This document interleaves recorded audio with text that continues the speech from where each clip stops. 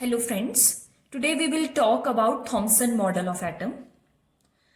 जब हमारे सब atomic particles electron, protons and neutrons discover हो गए तो ये जानने की कोशिश की गई कि ये सब एटॉमिक पार्टिकल्स एक एटम के अंदर किस तरीके से अरेंज्ड होते हैं। इस एफर्ट के अंदर जो फर्स्ट प्रपोजल था that was by J Thomson, जिन्होंने थॉमसन मॉडल ऑफ एटम हमें दिया in the year 1898। So J Thomson ने ये कहा कि जो हमारा एटम होता है वो स्फेरिकल इन शेप होता है और इसका जो रेडियस होता है ये approximately 10 raise to the power -10 metre तक होता है। That is a very small value.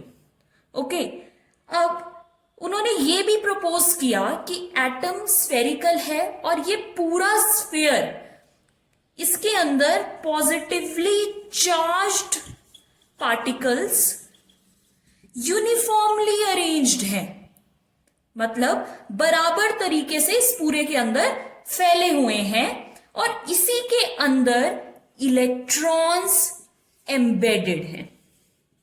कहीं कहीं ये यूनिफॉर्मली इसके अंदर एम्बेडेड नहीं है। अब यहां इसके अंदर आप जितना भी व्हाइट स्पेस देख पा रहे हैं इट रिप्रेजेंट्स पॉजिटिव चार्ज और ब्लू कलर से जो मैंने यहां पे रिप्रेजेंट किया है that is our electron that represents negative charge. So ये हमारा थॉमसन मॉडल ऑफ एटम था। इसके इस स्ट्रक्चर की वजह से इसे कुछ और नाम भी दिए गए, जैसे कि हम इसे प्लम पुडिंग मॉडल बोलते हैं, रेजिन पुडिंग मॉडल बोलते हैं and famously it is also called as watermelon model.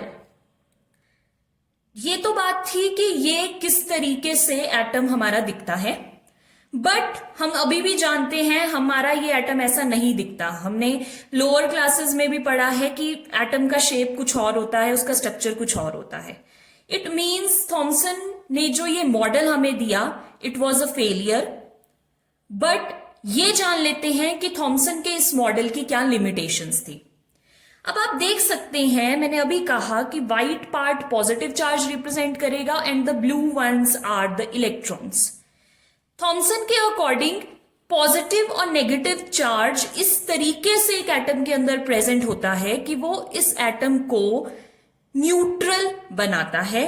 Means overall neutrality of atom को थॉमसन मॉडल ने एक्सप्लेन किया। बट ऐसी क्या चीज थी जिसकी वजह से थॉमसन मॉडल फेल हुआ? द थिंग वॉज जब रदरफोर्ड ने अल्फा पार्टिकल्स को गोल्ड फॉइल के ऊपर बम्बार्ड किया, उसके रिजल्ट्स के ऊपर ये पर्टिकुलर स्ट्रक्चर ऑफ एटम खरा नहीं उतर पाया। उसके जो रिजल्ट्स थे वो इस स्ट्रक्चर ऑफ एटम के साथ फेवरेबल नहीं थे। सो ये कंक्लूड किया गया कि थॉमसन मॉडल ऑफ एटम जैसा जे थॉमसन ने बताया है वैसा नहीं होता और रदरफोर्ड ने एक न्यू मॉडल ऑफ एटम को प्रपोज किया। So this was the limitation of Thompson model, that is that it could explain the overall neutrality of atom, but it could not explain the results of Rutherford observations performed by Rutherford.